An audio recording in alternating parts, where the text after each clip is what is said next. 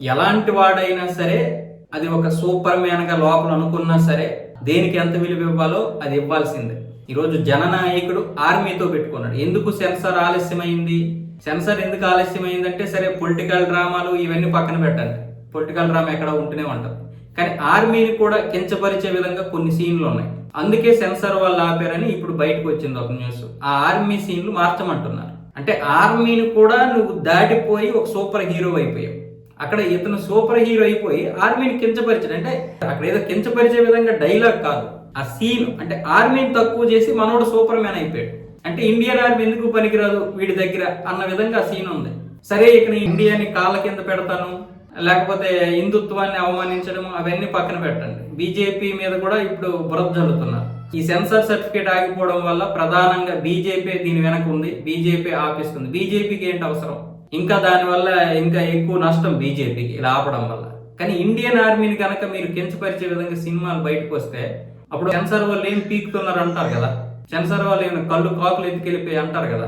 పైగా ఎక్కడ పెడితే అక్కడే మనోడే హీరో, ఏ రంగాన్ని కూడా కించపరిచేస్తారు. అంటే అది ఏ రంగమైనా సరే ఎందుకు పనికిరాదు మనోడి దగ్గర.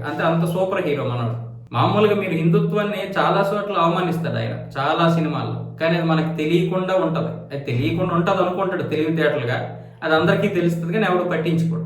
అయితే ఇప్పుడు ఇక్కడ కన్నడ వాళ్ళని కూడా అవమానించే విధంగా కొన్ని సీన్లు ఉన్నాయి.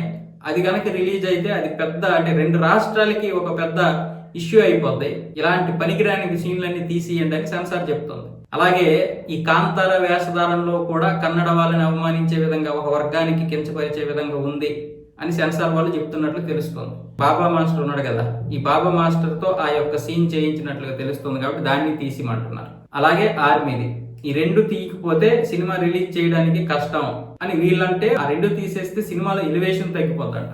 అంటే ఆర్మీ కంటే వీడి పెద్ద పోటుగాడు. మరి మన రీల్స్ లోనే హీరోలు, రియల్ గా వాళ్ళు హీరోలు.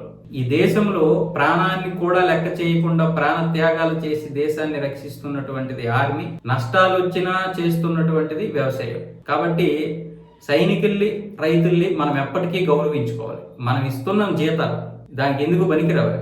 ఏదో మనం సైనికులకి జీతాలు ఇస్తున్నాం కదా, ఫ్రీగా చేయట్లేదు కదా అని కొంతమంది వెధవలు అంటున్నారు.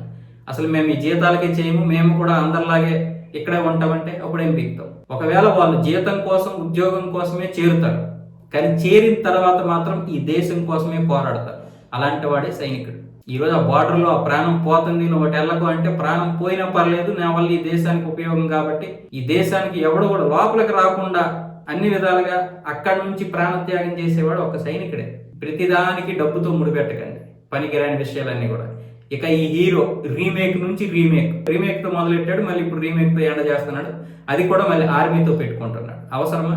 ఇలాంటి సాంబార్గాలని మనం బయట ఎంకరేజ్ చేయకూడదు ఫస్ట్.